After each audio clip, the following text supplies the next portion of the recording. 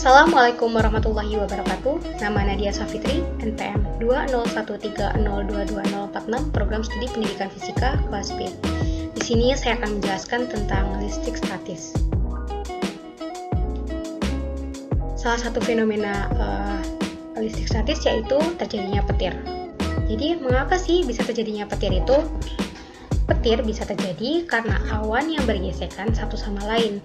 Setelah proses pergesekan tersebut, terbentuklah elektron-elektron bebas yang kemudian saling berkumpul, sehingga memiliki cukup beda potensial untuk menyambar permukaan bumi. Saking berbahayanya petir, kini dibuat alat penangkal petir yang biasa dipasang di bangunan-bangunan tinggi. Suatu benda mengandung listrik statis jika muatan-muatan listrik dalam keadaan diam atau tidak bergerak. Jadi, listrik statis itu adalah suatu fenomena kelistrikan yang sering terjadi di mana partikel bermuatan atau berpindah dari suatu tempat ke tempat lainnya.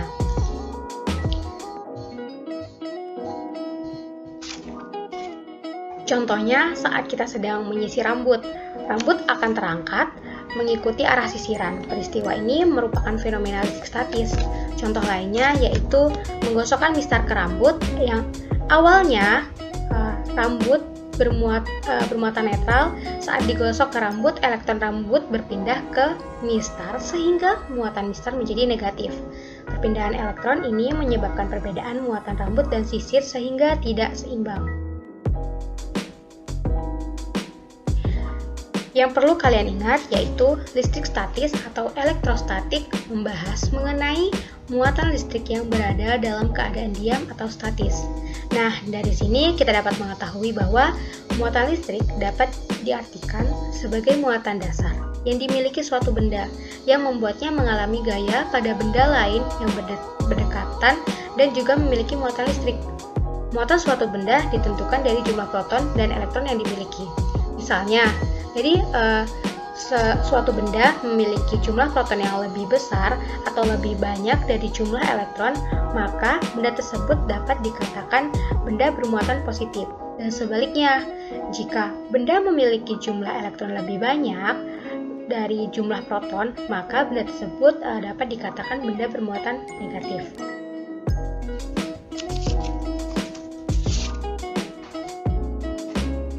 Jika dua benda sama-sama bermuatan positif, maka akan terjadi tolak-menolak dari benda tersebut. Dan jika dua benda sama-sama bermuatan negatif, maka akan sama seperti benda yang sama-sama bermuatan positif dan akan terjadi tolak-menolak. Tetapi jika kedua benda salah satunya bermuatan positif dan salah satunya bermuatan negatif, maka akan saling tarik-menarik. Jadi, dapat disimpulkan yaitu sifat-sifat muatan listrik itu ada dua. Muatan listrik digolongkan menjadi dua jenis, yaitu muatan listrik positif dan muatan listrik negatif. Kemudian, muatan listrik yang sejenis akan saling tolak-menolak, dan muatan listrik yang berbeda jenis akan saling tarik-menarik. Hukum Coulomb. Hukum Coulomb ini adalah aturan yang menjelaskan tentang hubungan antara gaya listrik dan besar-besar masing-masing muatan listriknya, di mana hukum ini menjelaskan tentang gaya yang timbul antara dua titik muatan yang terpisahkan pada jarak tertentu. Jadi, bunyinya seperti ini. Besar gaya tarik atau gaya tolak antara dua muatan sebanding dengan muatan-muatannya dan berbanding terbalik dengan kuadrat jarak antara kedua muatan. Secara matematis, hukum Coulomb dinyatakan sebagai berikut.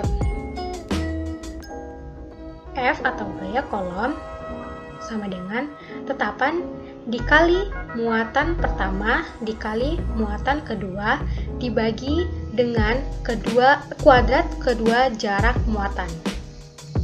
Di mana F adalah gaya Coulomb dengan satuan Newton, K adalah tetapan atau tetapannya itu bernilai dengan 9 kali 10 pangkat 9 nanometer kuadrat per kolom kuadrat. Q adalah besar muatan dengan satuannya Coulomb, dan R adalah jarak antara kedua muatan dengan satuannya meter. Angka ini bisa disebut juga dengan konstanta dielektrik atau tetapan dielektrik. Jadi bisa terjadinya tetapan dielektrik ini terjadi bila medium muatan bukan vakum atau udara. Nah, di sini kita akan bahas tentang pemanfaatan listrik statis dalam kehidupan sehari-hari. Yaitu yang pertama ada alat penyadap atau alat penggumpalan cerobong asap pabrik. Alat ini tuh berfungsi untuk membersihkan partikel abu hasil pembakaran gas pada cerobong asap sehingga mengurangi pencemaran udara terjadinya dari dua pelat logam datar dan kawat vertikal yang terbentang. Di antaranya pelat-pelat logam yang digroundkan, tetapi kawat-kawat di antara pelat dijaga sehingga bermuatan sangat kuat. Dengan demikian, ada medan listrik yang sangat kuat dalam daerah di antara kawat dan pelat logam datar. Listrik kuat ini menyebabkan ion-ion terbentuk dalam udara di antara kawat. Ion positif, udara ditarik ke kawat bermuatan negatif. Tetapi, ion negatif, udara ditangkap partikel polutan. Partikel polutan bermuatan positif ini kemudian bergerak menuju pelat logam dan terkumpul di bagian dasar. Nah, yang kedua yaitu alat penangkal petir. Ketika terdapat awan yang bermuatan listrik terbentuk di dekat gedung yang mempunyai penangkal petir, maka batang logam penangkal petir itu akan memancarkan muatan listrik dari bumi yang berlainan jenis untuk menetralkan awan. Jika awan bermuatan positif, maka bumi akan menyuplai muatan listrik negatif, begitupun sebaliknya. Dengan demikian, awan akan menjadi netral dan tidak terjadi petir. Akan tetapi, seiring terjadinya muatan listrik di awan menjadi besar, kemudian akan terjadi lompatan muatan listrik dari awan ke bumi melalui batang logam dan kawat penghantar dari penangkal petir. Jadi, bangunan tetap aman karena muatan listrik dari awan akan dialirkan ke tanah lewat kawat penghantar tanpa mengenai benda-benda di sekitarnya. Yang ketiga yaitu mesin fotokopi elektrostatik atau mesin fotokopi laser. Mesin ini bekerja berdasarkan prinsip gaya tarik-menarik antara muatan yang tidak sejenis. Muatan positif diberikan pada silinder aluminium berlapis selenium. Selanjutnya, silinder disinari dengan proyeksi gambar atau naskah yang akan dikopi. Selenium merupakan fotokonduktor, yaitu materi yang bersifat isolator dalam keadaan gelap dan bersifat konduktor. Jika mendapat cahaya, bagian selenium yang terkena sinar akan bersifat konduktif dan akan menghantarkan elektron dari aluminium untuk menetralkan muatan positif di bagian tersebut. Bagian selenium yang tidak mendapat sinar tetapi bermuatan positif, partikel toner akan menempel pada lapisan selenium yang bermuatan positif. Selembar kertas diberi muatan positif dilewatkan pada silinder sehingga partikel toner yang bermuatan negatif akan ditarik menuju kertas yang bermuatan positif. Pola partikel toner pada kertas akan membentuk bayangan naskah atau gambar yang dikopi. Toner akan melekat pada kertas yang selanjutnya dilewatkan di antara pelat penggulung yang panas. Yang keempat ada mesin printer laser. Ketika drum yang bermuatan positif berputar, laser bersinar melintas merupakan permukaan yang tidak bermuatan. Laser akan menggambarkan pada kertas yang bermuatan negatif. Setelah melewati drum yang berputar, kertas akan melewati fusor. Pada bagian fusor ini, kertas akan mengalami pemanasan. Hal ini yang menyebabkan kertas terasa panas pada saat keluar dari printer.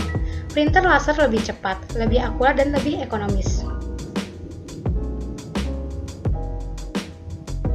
Sekian materi yang dapat saya sampaikan.